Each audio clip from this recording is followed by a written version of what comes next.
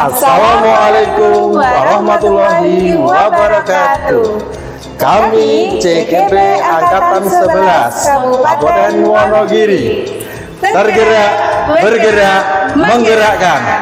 Saya Farida Ernawati. Saya Agus Supriyanto. Saya Wahyu Rahmawati. Di sini kami akan menyampaikan demonstrasi kontekstual modul 2.3 coaching untuk supervisi akademik. Selamat menyaksikan.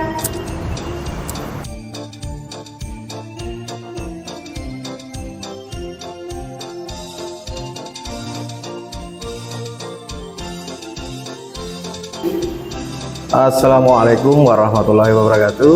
Waalaikumsalam warahmatullahi wabarakatuh. Bagaimana kabar Bu Wahyu hari ini?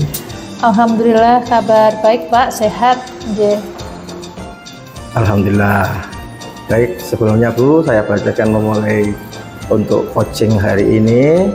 Saya berperan sebagai seorang pengamat yang akan menilai jalannya coaching Pak Ibu bersama coach pada hari ini.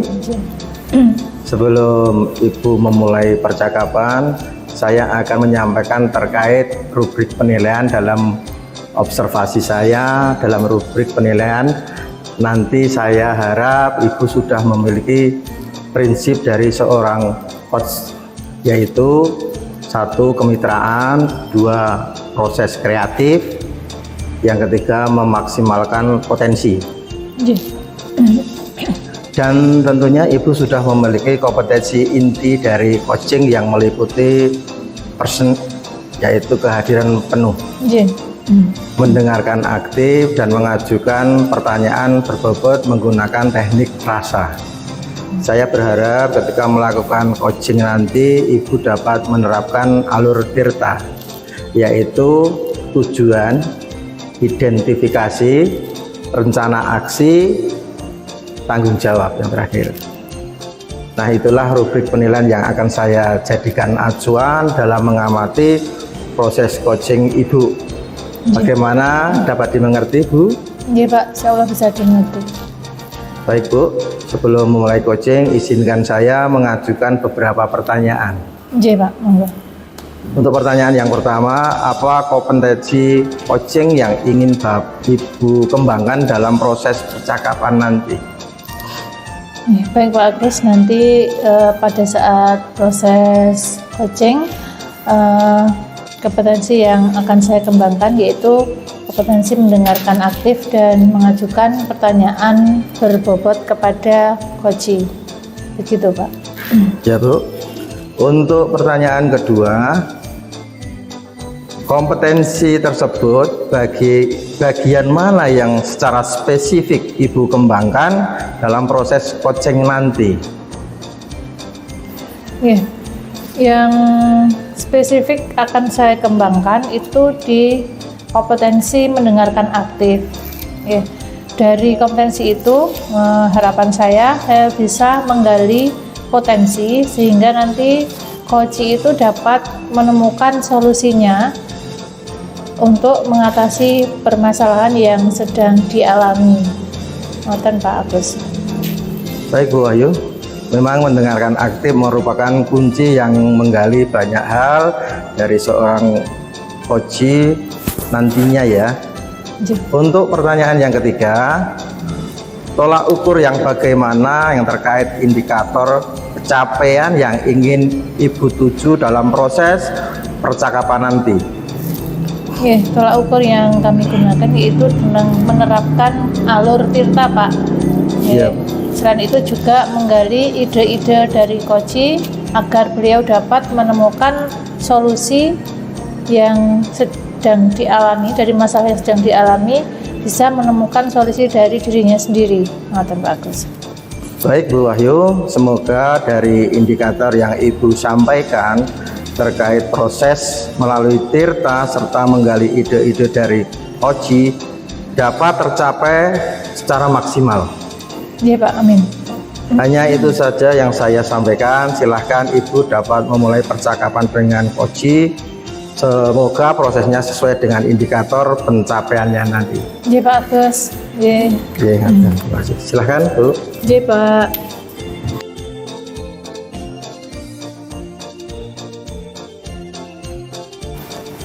Selamat siang Bu Farida. Ya, selamat siang Bu Wahyu. Bagaimana kabarnya ini? Alhamdulillah baik Bu. Sehat-sehat je? Alhamdulillah sehat. Oh je.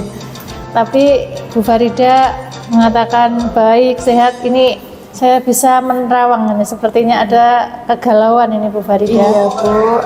Jadi ini sebenarnya saya datang ke sini itu ada yang ingin saya sampaikan mengenai permasalahan yang saya hadapi. Ada unek-unek Bu. Jadi gimana ya, kalau saya simpan sendiri kok rasanya saya tidak dapat menemukan solusi. Akhirnya saya menghubungi ibu untuk membicarakan hal yang saya hadapi. Jadi begini, saya itu kan guru bahasa Inggris. Jadi saya itu menemukan murid-murid saya itu kurang termotivasi belajar bahasa Inggris Bu. Mereka berbagai alasan mereka itu ungkapkan seperti, Bu, bahasa Inggris itu susah, Bu, saya tidak paham artinya, Bu, saya takut ini, ucapannya bagaimana kok beda dengan tulisannya, begitu Bu. Jadi setiap hari mereka itu mengeluh seperti itu. Saya itu bingung bagaimana membuat mereka itu menjadi tertarik. Dan bersemangat. Oh, jadi menurut Bu Farida itu murid-muridnya merasa kurang motivasi nih dalam belajar, terutama di mata pelajaran bahasa Inggris, gitu ya. Sekali. Oh, jadi Bu. Nah, ini sebelum jauh ke sana nanti, Bu Farida, apa yang Bu Farida harapkan dari perbincangan kita saat ini?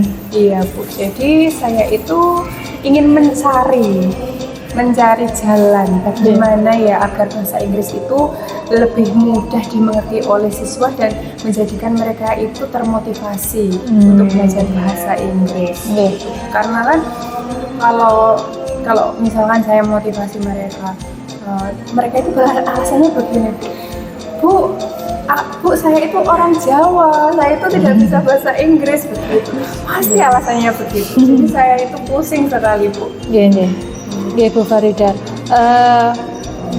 mengingat itu menurut penjenengan apa saja yang membuat murid-murid itu merasa kurang antusias dalam belajar bahasa Inggris? Ya, kalau saya perhatikan ya Bu, mereka itu merasa terbebani dengan kosakata yang banyak. Jadi mereka itu sering merasa takut saat berbicara. Mereka itu takut kalau salah, kalau pronunciation-nya itu tidak tepat, lalu mereka itu tidak paham dengan artinya, terus pengucapannya itu juga berbeda dengan tulisannya.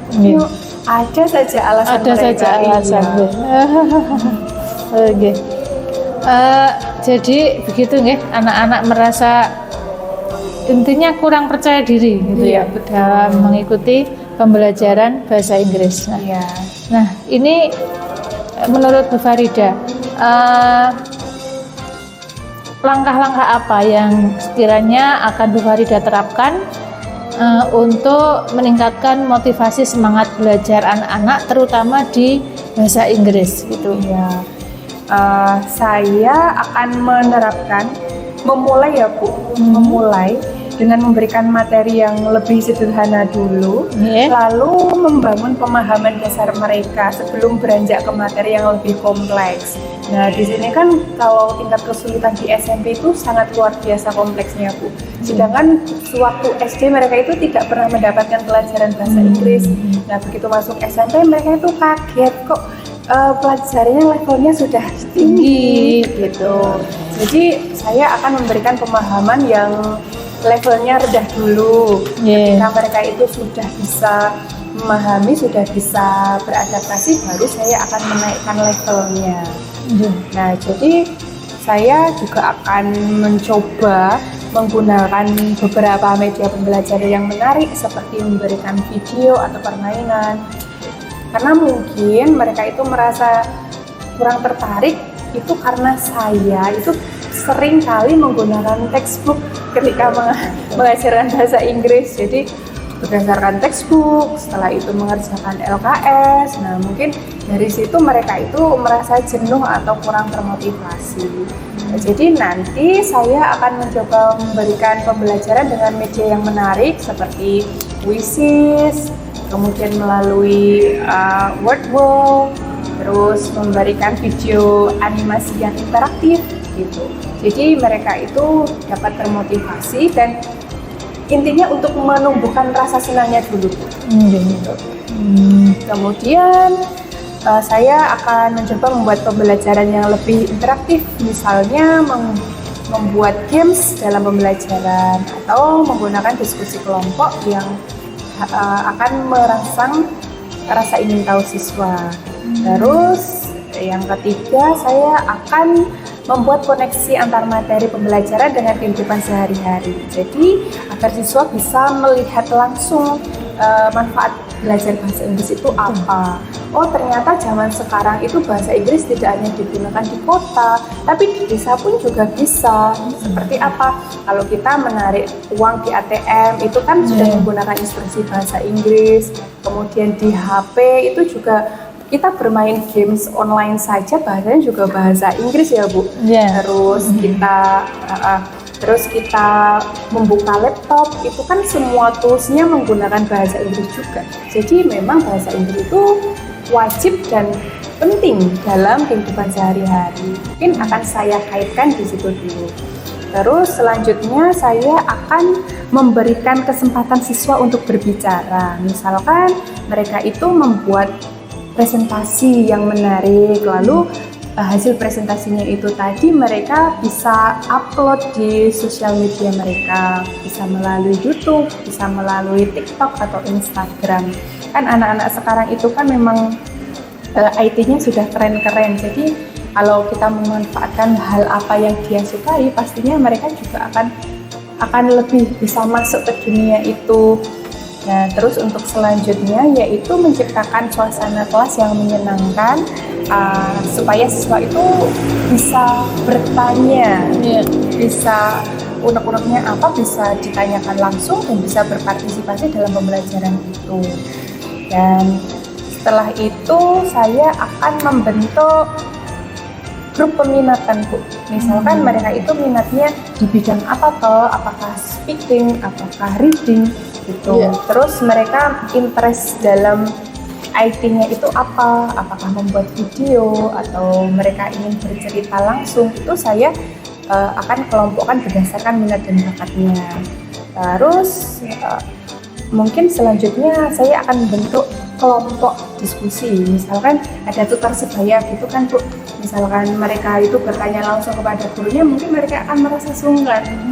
Tapi kalau mereka bertanya sama temannya itu akan lebih mudah dipahami dan tidak merasa canggung gitu ya, Bu ya. Begitu, Bu. Luar biasa sekali nggih, Bu, rencana yang akan Ibu terapkan terkait dengan kurangnya motivasi anak didik Ibu Farida yang tadi kurang motivasi dalam pembelajaran bahasa Inggris. Rencana Bu Farida mulai dari akan menyampaikan materi dari hal yang sederhana dahulu, kemudian media, kemudian sampai dengan suasana kelas akan Bu Farida buat yang menyenangkan, sampai juga pada pengelompokan siswa berdasarkan minat ya. Sungguh rencana yang luar biasa ya, Bu Farida. Semoga berhasil dari rencana yang Bu Farida ini akan diterapkan nanti sesuai dengan minat belajar peserta didik. Begitu nggih, Bu Farida? Iya, Bu. Selanjutnya kira-kira kapan Bu Farida akan melaksanakan rencana yang sudah Bu Farida susun sedemikian rupa ini tadi? Ya, baik, Bu. Saya akan mulai mencoba mengimplementasikan strategi ini minggu depan, karena untuk minggu ini memang masih STS ya, Bu. Jadi untuk memulai pelajaran aktif itu akan dimulai minggu depan. Jadi secepatnya saya akan mengimplementasikan itu, terutama materi yang lebih sederhana seperti latihan berbicara. Nah, saya juga akan memantau perkembangan motivasi mereka, mungkin dengan memberikan kuesioner kecil ya setelah 2 minggu untuk melihat perkembangan mereka itu seperti apa, apakah sudah ada peningkatan peminatan atau belum, dengan menggunakan kuesioner kecil. Terus sekali Bu Farida, semoga nanti yang direncanakan Bu Farida bisa berjalan dengan lancar, gitu nggih Bu? Iya Bu. Oke. Lalu apa komitmen Ibu terhadap rencana ini? Iya, jadi saya akan berdiskusi dengan rekan sejawat saya untuk mendapatkan masukan atau tambahan, dan saya juga akan berbicara dengan kepala sekolah untuk mendapatkan dukungan lebih lanjut. Nah, biasanya kalau rekan sejawat itu kan bisa memberikan saya arahan, oh ini baiknya seperti apa, terus kepala sekolah juga bisa mendukung kelancaran itu dengan misalkan menyediakan peralatan yang dibutuhkan. Iya, bagus sekali Bu. Dan saya juga mendukung ini rencana Bu Farida. Sekali lagi mudah-mudahan bisa berjalan dengan lancar, nggih Bu Farida. Super sekali. Kemudian yang terakhir saya tanyakan ke Bu Farida, setelah kita bercerita ya, seperti tadi percakapan yang tadi, bagaimana sekarang perasaan Bu Farida yang tadi kesini itu ada sedikit kegalauan setelah kita bercakap-cakap ini, bagaimana Bu Farida? Alhamdulillah Bu, sekarang saya sudah merasa lega Bu. Ada teman bercerita, teman untuk share unek-unek saya sudah sangat lega. Iya. Alhamdulillah Bu Farida, bisa kita saling berbagi untuk meringankan ya beban kita sesama seorang pendidik, Ibu. Semoga saja percakapan singkat ini ada manfaat untuk kita dan juga anak didik kita. Gitu, Bu. Untuk Bu Wahyu, terima kasih waktunya telah mendengarkan curhatan saya dengan sabar dan dapat mendorong saya untuk menemukan solusi untuk permasalahan saya. Terima kasih sekali Bu Wahyu. Sama-sama Bu Farida, dan boleh nanti ya Bu, setelah mungkin Bu Farida melaksanakan rencananya, bagaimana perkembangannya dari anak didiknya bisa menyampaikan kepada saya gitu, bagaimana pasti Bu Wahyu. Terima kasih Bu Farida. Terima kasih Bu.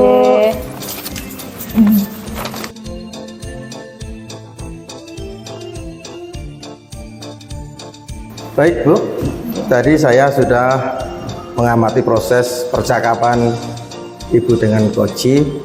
Saya telah memiliki catatan mengenai proses jalannya coaching. Namun sebelumnya izinkan saya menanyakan beberapa pertanyaan. Apa yang sudah Ibu lakukan saat melakukan coaching sesuai indikator ketercapaian seperti yang sudah Ibu rencanakan tadi? Jadi Pak, indikator ketercapaian pengembangannya adalah yang pertama menerapkan prinsip kemitraan, gitu nggih Pak. Yang kedua proses kreatif, kemudian memaksimalkan potensi coaching, mendengarkan aktif, dan mengajukan pertanyaan-pertanyaan yang berbobot, gitu Pak Agus.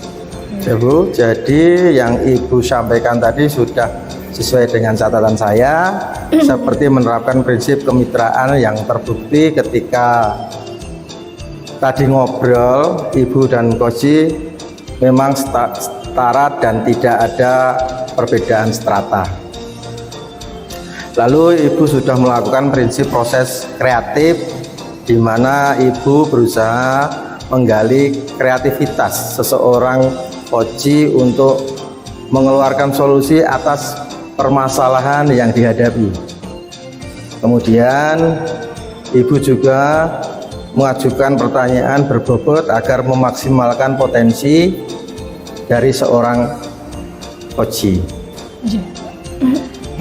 Ibu juga sudah memberikan kompetensi inti sesuai dengan prasupervisi tadi. Ibu mengharapkan ada dua, yaitu mendengarkan aktif dan mengajukan pertanyaan berbobot. Ibu dapat menerapkan alur tirta, di mana Ibu memulai dengan menanyakan tujuan, identifikasi, rencana aksi, dan tanggung jawab. Alhamdulillah Ibu telah melakukan kegiatan coaching dengan baik dan luar biasa. Untuk pertanyaan terakhir, kompetensi apa lagi yang ingin Ibu kembangkan berdasarkan kegiatan coaching tadi Bu? Kompetensi yang akan saya kembangkan lagi yaitu kompetensi kehadiran penuh, Pak.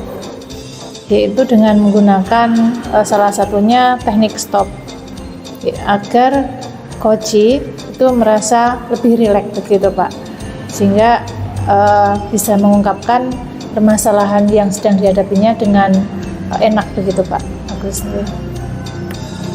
Baik, jadi kehadiran penuh merupakan kompetensi yang ingin Ibu kembangkan, dan saya berharap semoga teknik ini segera Ibu maksimalkan agar semakin tajam ketika memberikan pembelajaran coaching terhadap koci.